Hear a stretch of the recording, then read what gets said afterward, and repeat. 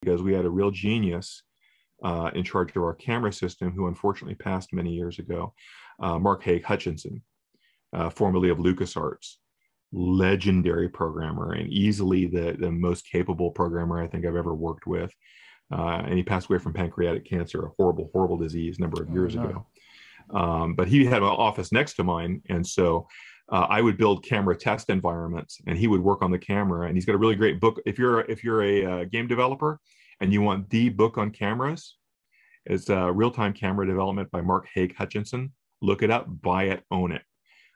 Because if you'll notice in all the Metroid games, you never lose sight of Samus, no matter what crazy, stupid thing you're doing, ever. There's never a point in the game where you ever lose sight of your character. Ever. It's true. Yeah. And you're boosting, you're going behind walls, you're going in little tunnels, you're doing all sorts of really weird, crazy. And with Quadraxis, you're doing all sorts of crazy jump off things and, moving, and this thing's moving around. It's the size of a skyscraper. And, and the reason that it works is because the camera system can handle literally everything. Anything you can imagine that camera system can handle.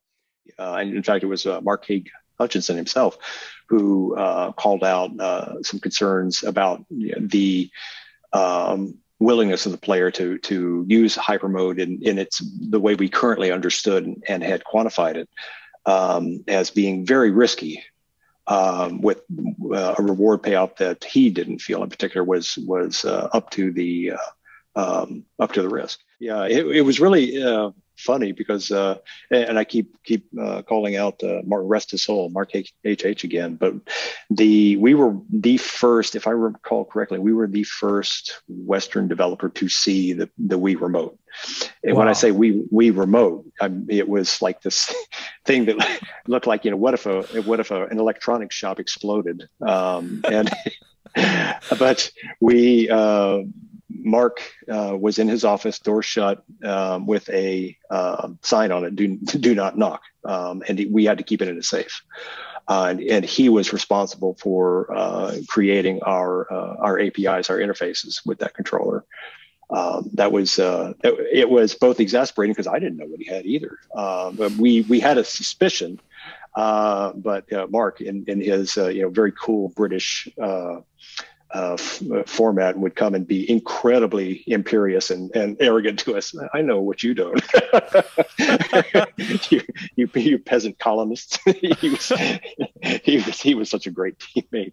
Making the morph ball cameras work is such a gargantuan impact, and something that honestly I wish Mark HH would get more kudos and credit for, because the amount of innovative things and the amount of work he put into that, and the fact that nobody complains about that camera, is incredible. I mean, a lot of the morph ball work was done by the late Mark Haigh-Hutchinson, of course. Yeah, that you worked closely with.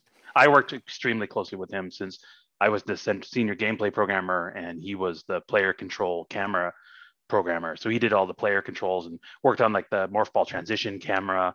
And actually, I'm sure he wrote a wonderful book that he published. On cameras. Published just after he passed away, on all the work he learned about the camera systems. So I worked a lot, very closely with him, and one of my favorite things we did with him was, we came up with the 2D view for the morph ball puzzles, right? You morph and you roll in, and then the camera switches to the 2D side view, and you bomb your bombs and stuff. And we were trying to figure out how do we do the camera to follow the ball, and he came up with what he calls a surface camera. So we have a surface outside there, and the camera slides along the surface and has a set of springs that follows the ball, so it does it smoothly. And so you can define the surface area of the camera so you can control the view. And you can do stuff like different zooms and everything. And it was really cool. And that was one. He had so many camera systems. He had the surface camera. He had the morph ball camera, which followed the ball. So the way the third party, so when you turn the morph ball, right, the camera comes out of Samus, you turn to the ball. And then what the camera is on is it's actually, the way you think about it is like a parachute. And so the ball's here and the camera's the parachute there. And the lines of the parachute are springs. So if the morph ball goes behind something, like here's a glass case and it goes behind, or actually camera goes behind it. So it's partially occluded there. Some of the springs of the parachute will pull So the camera will turn to follow the ball, but the springs take time. So if the morph ball goes quickly there, the camera will move a little bit, but then follow the ball there. So if you go behind a post, the camera won't snap. It'll take time, but if you go past the post, it'll catch the ball on the way out. And that was one of the innovations he did. And Mark Haigh-Hutchinson came up with what I call the spindle camera, which is like I did an encounter in Metroid 2 where you're in a tube and you're on the morph ball tracks, and there's like these arms that come down and try to kick you off. And the camera is falling outside of the tube.